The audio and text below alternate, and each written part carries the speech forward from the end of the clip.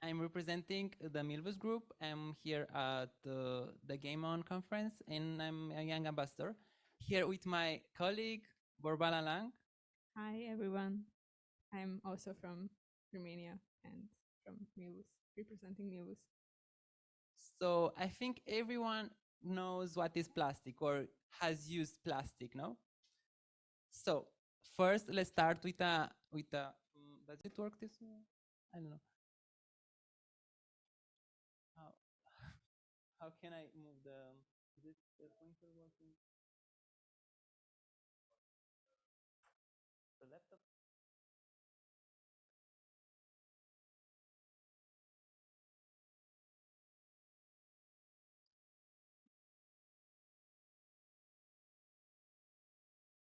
Yeah, it works now. So would you like to go to menti.com and paste the code there? We have a very small questionnaire. So if we just want to know what are your opinions. So the first question will be, what comes in your mind when thinking about plastic? And I would like you to respond with what you want.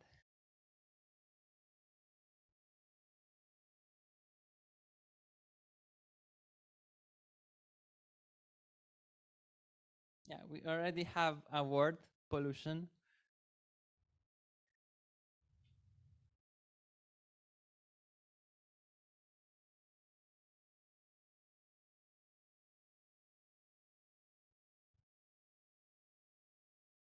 Dinosaur, polyester clothes, oil, not recyclable, unsustainable. Whoa. Dinosaur. Unnecessary trash, water, fossil fuels, farm. Sadly, I cannot connect my laptop so you can see all the answers, but I'm trying to read them. So, I mean, at the end, maybe I will put on the big screen so everyone can see what where responses were. So, has everyone responded? Who has responded? Please raise the hand. Okay.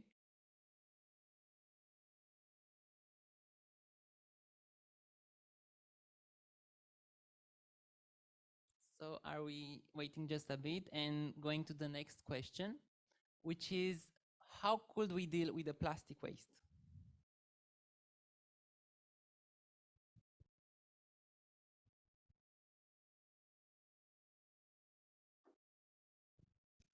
Fungi. Just do not use plastic products. Reduce the amount. Produce and consume less.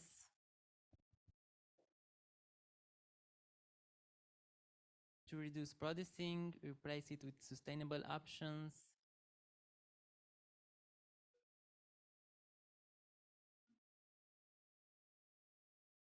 Reduce, reuse, recycle, reusing. So mainly it's about reusing and reducing and replacing with sustainable options. So that, yeah, that are quite the options, I think. So maybe meanwhile I move on to the next slide, so everyone has time, meaning has time to respond and write the response in while I'm presenting. So what are plastics? Plastics means pliable and easily shaped, and there is a name for a category of synthetic polymers. What is a polymer? Maybe you did at chemistry class, maybe you didn't.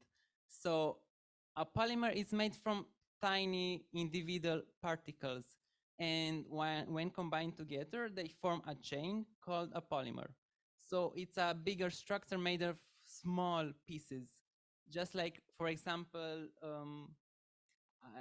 now I don't have an example in mind, but for example, the DNA, which is made from many small chemical molecules that are binded together into one big chain. Like a necklace. Yeah, just like a necklace. And yeah, polymers are abundant in nature, like cellulose, starch, DNA, chitin, and proteins. They are, I mean, the base of the life.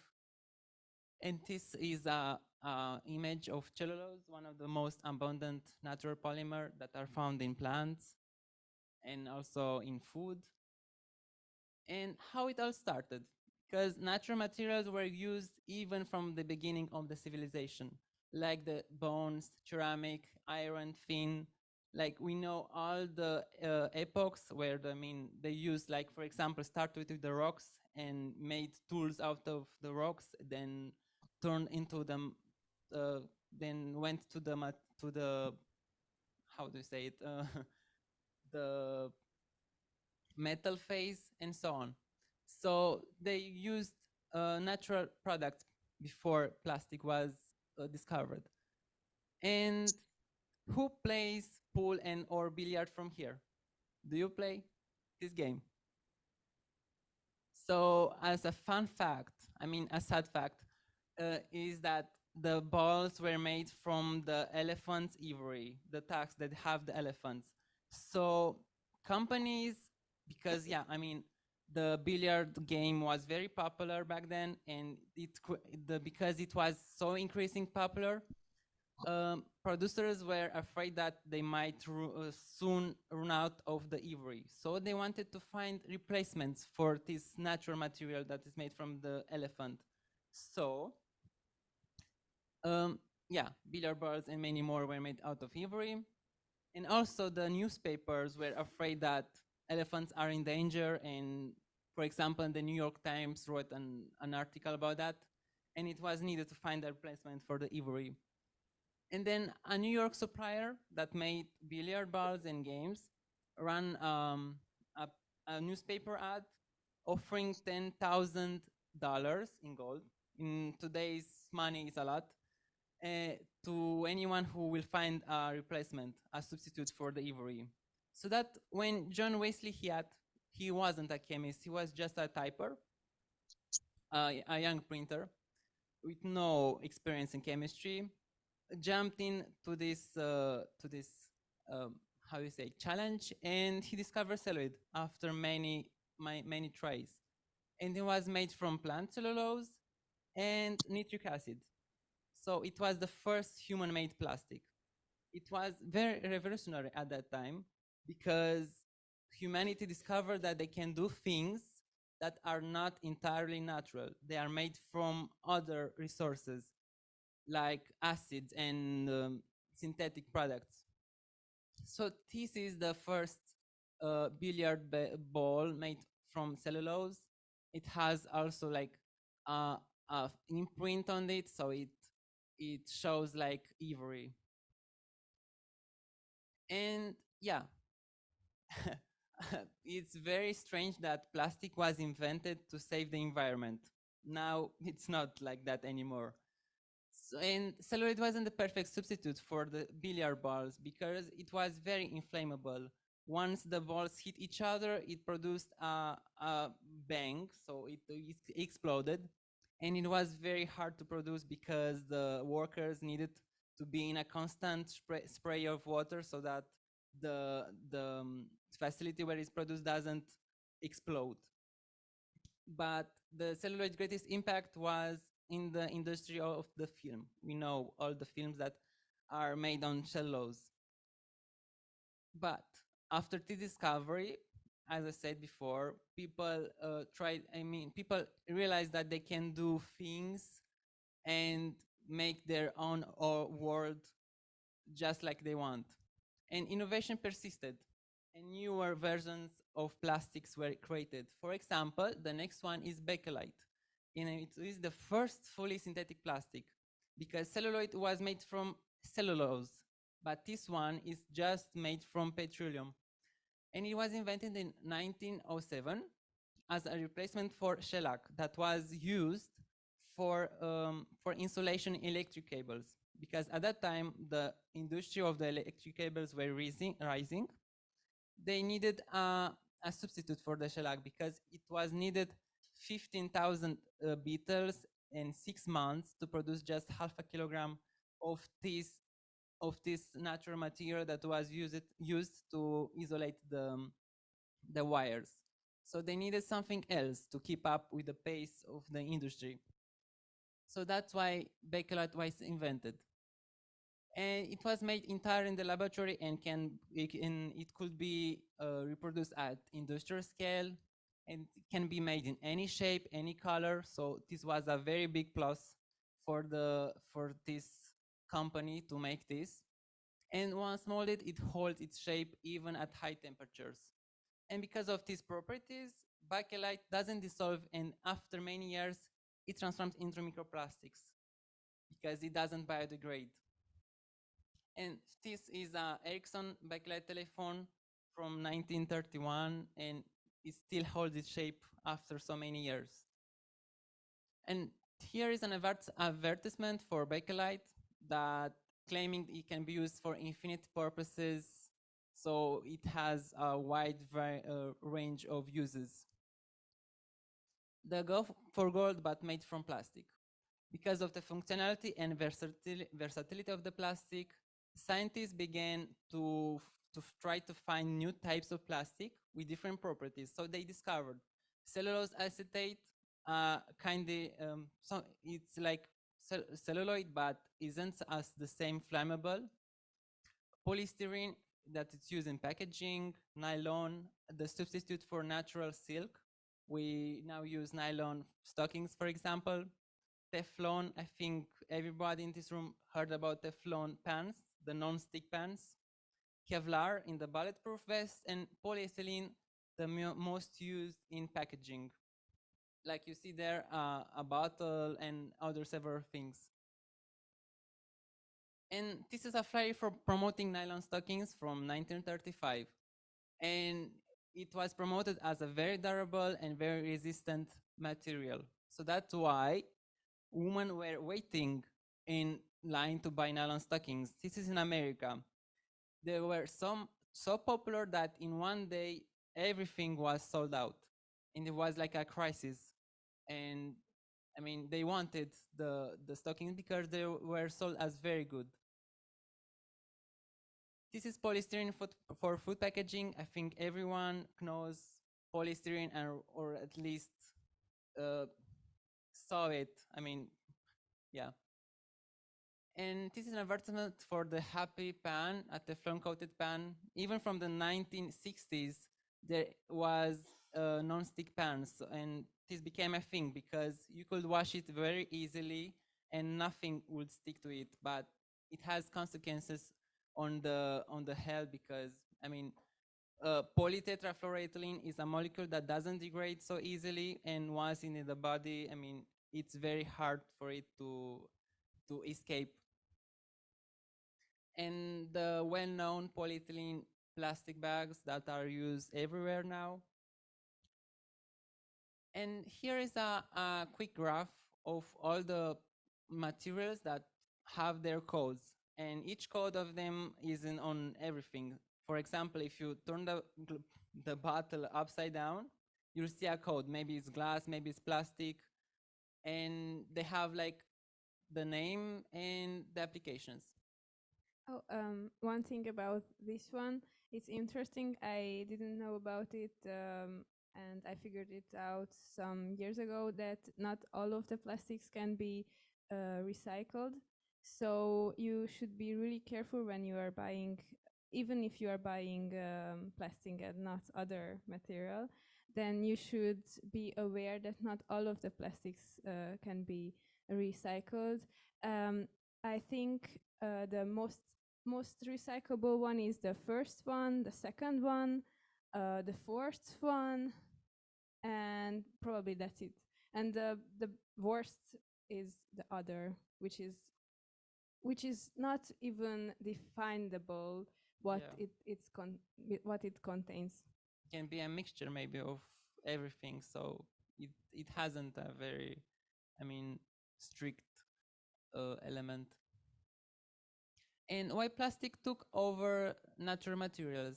Because it's lightweight and can be molded in any shapes, can have different patterns and colors. It's easy to produce and easy to throw. That's why there are a lot of plastic bottles in the shops, plastic packaging. It's very cheap to produce. It's durable because, I mean, the chains are very, very very tight, and that's why it's so durable and can be produced on industrial scale. For example, here is a propylene chair. I think all of us know the chairs that are made of plastic. They're easy to produce, and I mean, you don't care of it because you know you can buy another one.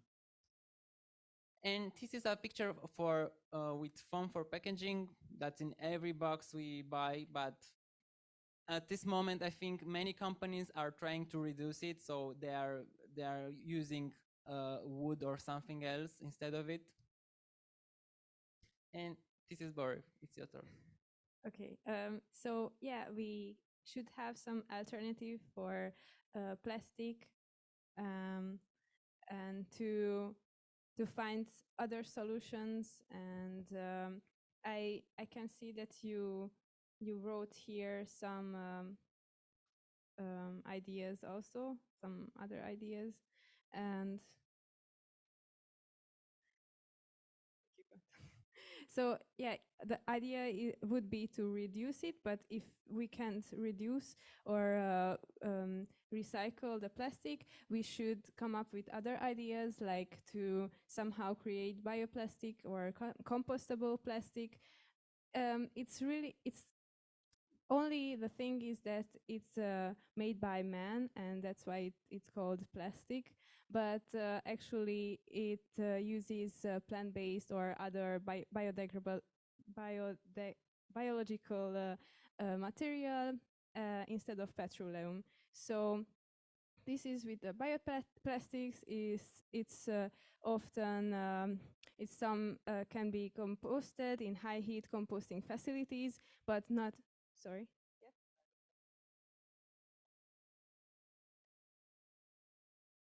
You you know these bio plastic bags, which like in the supermarkets they are selling this.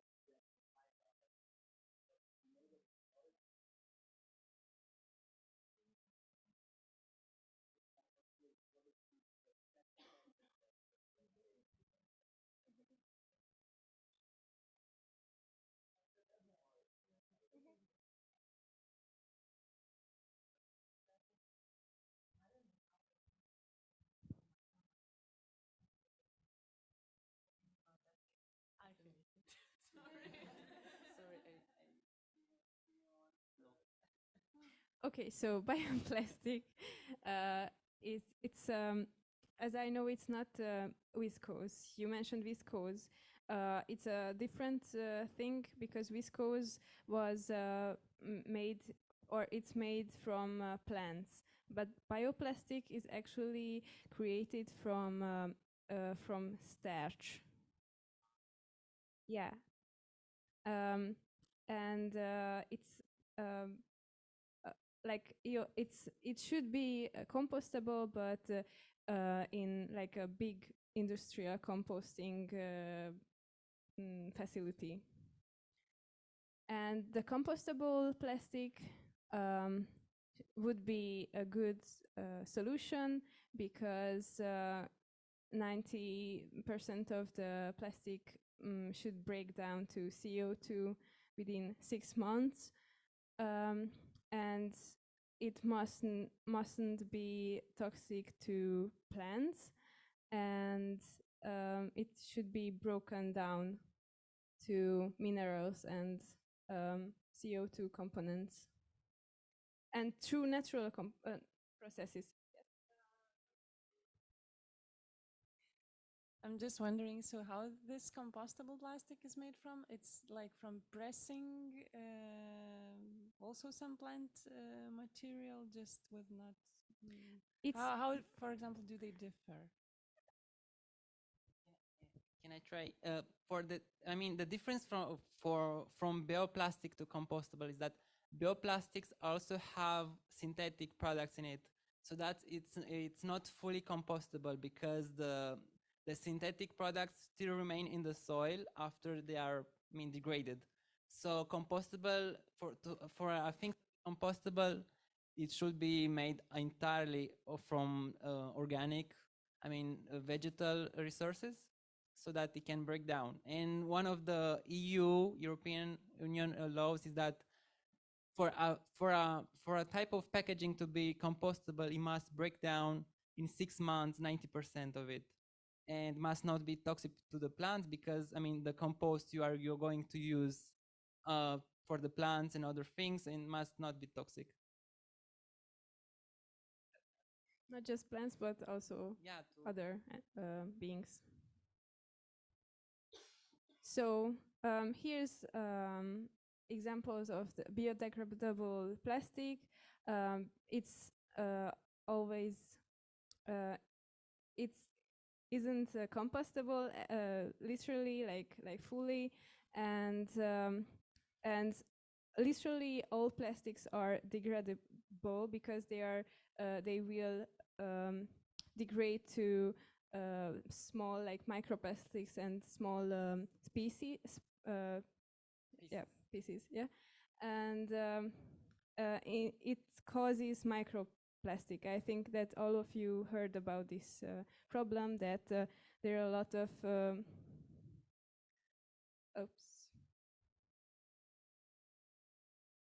yeah, there's a lot of microplastics now in the environment, and this causes a lot of problem in nature because it can cause cancer in the cells, and it can also go into the cells. So it can be really tiny, as tiny that it can enter to the cell, and it will cause a lot of damages. We don't know yet what kind of damages, but it surely can cause cancer. Yeah, there are two types of microplastic. One is intentional, added to the product so they can increase their quality and property. For example, in household products where you are scrubbing, like the scrubbing creams, they have microplastic so it can be abrasive to do the cleaning. And is the second one that it's formed from the degradation of the sun, of the wind, and other, I mean, how you say it, Other impact of nature. Yeah. Sorry, I will be quick. So here you can see the macroplastic, which is not microplastic yet because it's like bigger. And yeah, I already told you about the effects of microplastics on the environment, and yeah, it can cause a lot of damages. But I think, yeah. That a study was done basically on pregnant women, and after they have the child, that most of the so they found microplastics in the pregnant woman's body, and the microplastic transferred to the infant. So it's really terrifying, and we don't know what else might happen, like how the microplastics could affect the child and the mother. So that's really terrifying.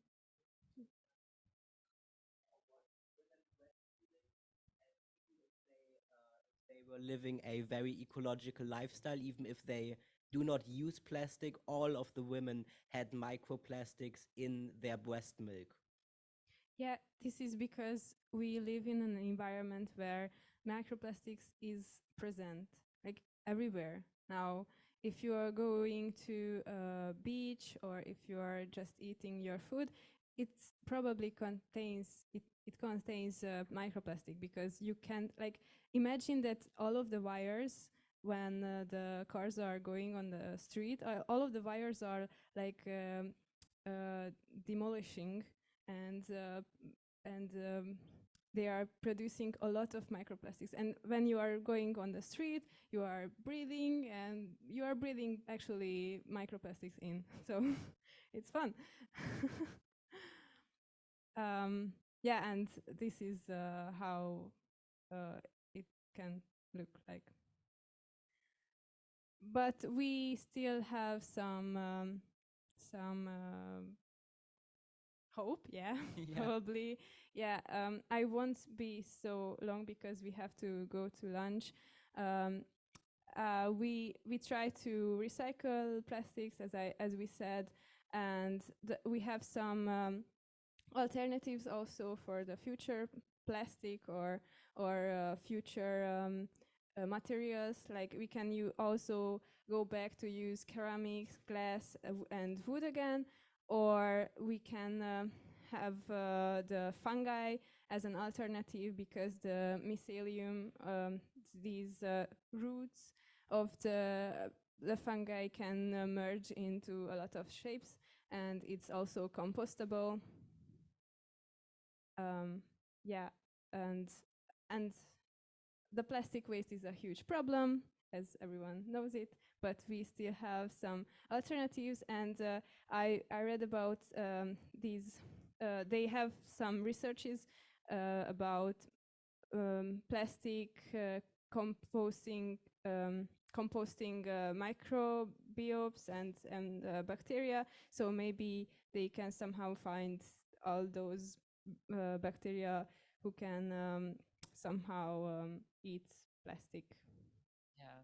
I mean, I think this is the future. We need to find a solution for the plastic waste we have. There are articles stating that there are larvae that can eat plastic, bacteria that have enzymes so they can dissolve the plastic. And maybe if we have enough research, we can implement this on a higher scale. And this is a fragment of my poem. And it states that only together you can do it right, and one for all and all for one, and that drop by drop is the water pot filled, and do it now or you feel the guilt. So we need to act now. Thank Yeah, you. thank you for your attention.